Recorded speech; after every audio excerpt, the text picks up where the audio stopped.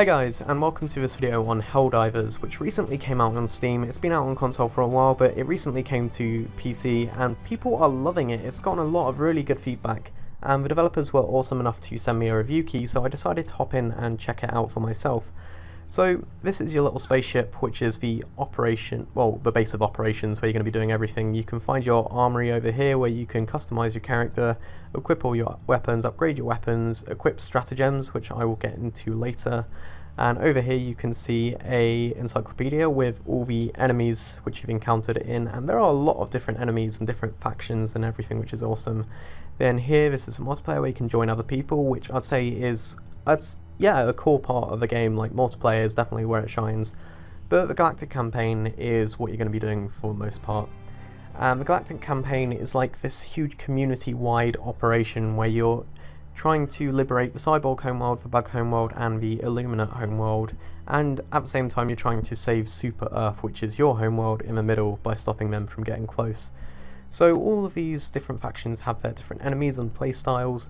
I guess I'll go against the bugs for now, but you choose which planet to, I guess, try and conquer and defeat the enemy forces, and then after completing a set amount of missions and filling up the community influence bar, you'll conquer that planet and get ever so closer to the Bug homeworld, which is, as you can see, a suicide mission.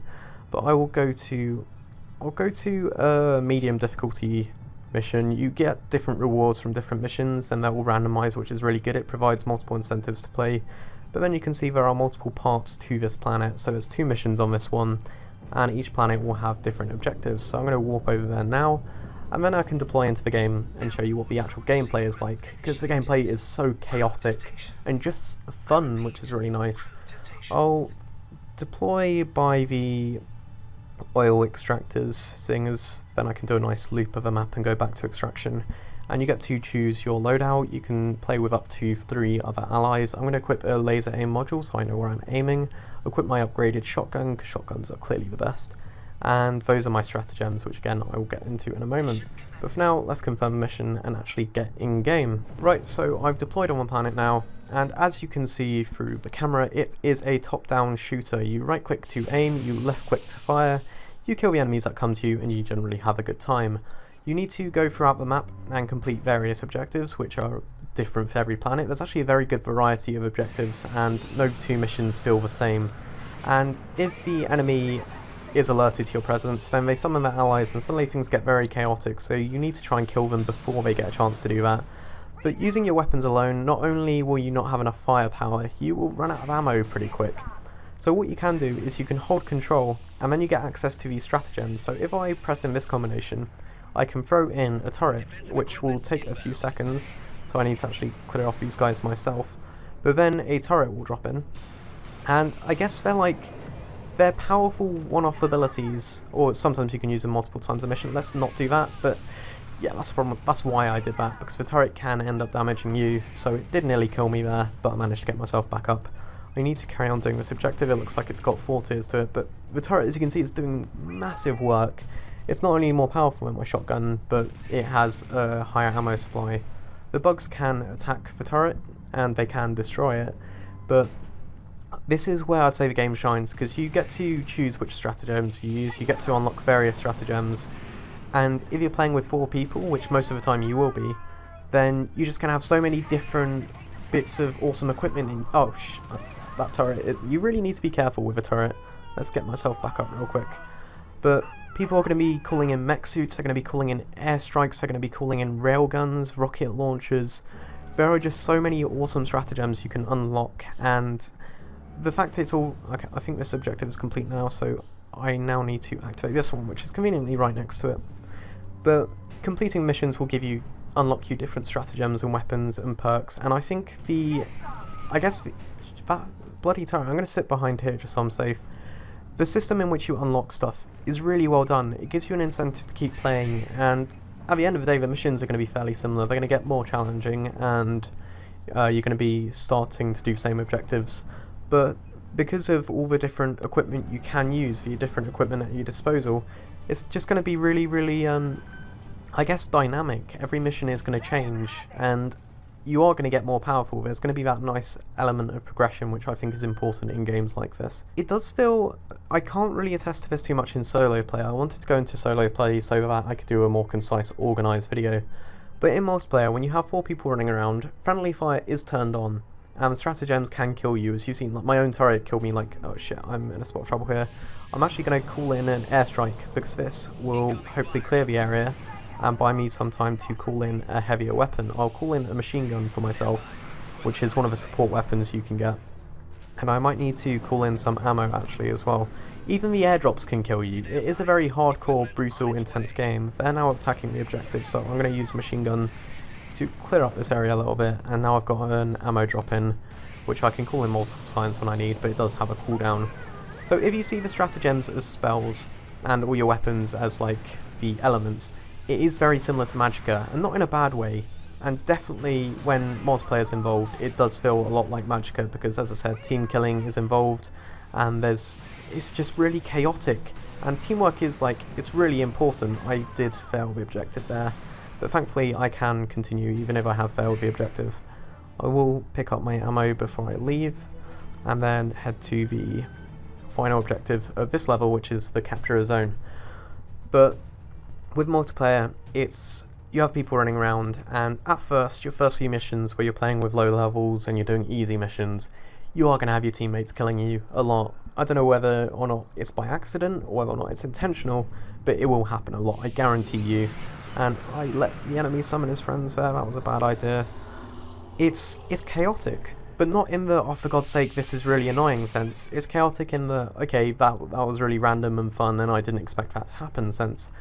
Which is my favourite kind of fun, personally. I was a huge fan of Magicka, and Wizard Wars I loved for multiplayer game mode. It felt a lot more polished than original Magicka, but it kind of lost the sense of chaos and team play that, I guess, the campaign of Magicka 1 had and Magicka 2 has now.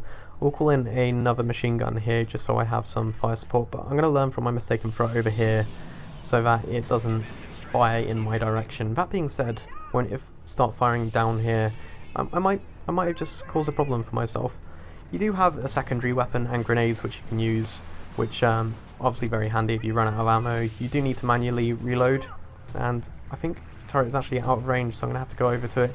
You can even fall off the level like that. Oh okay. I went down there, and seeing as I'm playing solo, I will redeploy. But if I was in multiplayer, my allies would have to use a stratagem which gets me back up, which a lot of time they don't do, and can be very frustrating.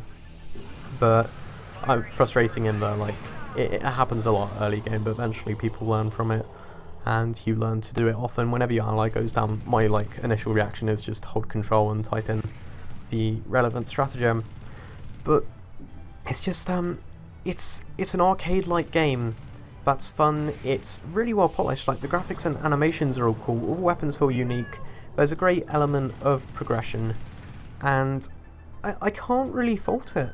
Like, it's a really good game, and if I did have to criticise it, I'd say my main issue with it is the massive amount of DLC available. I suppose that comes with it being on console for a while, and they did support the game post-release by adding new content, but that does mean for the PC release there's been loads of content that just isn't available straight off the bat, and you do need to purchase. And they are all affordable. They're not ridiculously super expensive like a lot of AAA games recently. And with the amount of content there is in the game right now, you don't need to get that stuff, but it would be nice to have more content available. So I'll call in the shuttle for extraction, and I can't actually call in another turret right now, so I will have to use my own armory to try and defend myself, which I might get a little overwhelmed now that I think about it. I just threw a grenade in the wrong direction, and let's pull out the shotgun, which is very fucking powerful. But as it is right now, you might be thinking, oh, this looks a bit easy, and that's because this is a really easy mission, and I have got good equipment, which means I'm able to deal with it. But when you get to the late game, like, I tried a difficulty 8 mission out of, I don't think 10's even the hardest, I think it goes up to 13. They get so difficult, and it gets so chaotic. Even when you have 4 allies, the kind of enemies that come in, they all have unique attack patterns, they all do unique things, Some of them have like invulnerability against certain weapons, and you need armor piercing rounds and stuff. And it's just, it's really dynamic and fun. And I do recommend this game. And even if you are just planning on playing it solo, you can play with other people without it being frustrating. You don't need to play with friends in order for it to be fun, is what I'm trying to say, because that is the issue with a lot of games, I find. But I do recommend it, and I'm not just saying that because the developer sent me a review copy. It's a game that I was very interested in before receiving the review copy, and if anything, that works through counter. Like, I was expecting to be disappointed in it not to be as good as I thought, but it really is good. I need to be careful not to get crushed by that, which happens a lot. It's going to crush the bugs for me, but now I can just extract and leave the mission after having failed one objective, but I think the others were alright.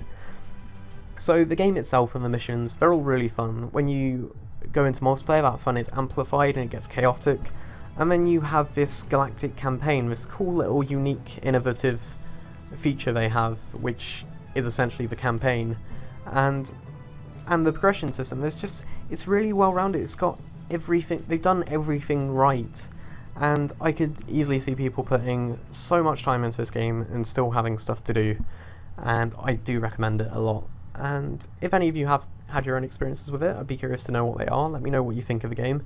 If you haven't tried it, then let me know what you think looks bad and like what you don't like or why you haven't tried it. Until then, this is me, Evans for Z111. Please rating if you enjoyed the video, and this is me out. Peace.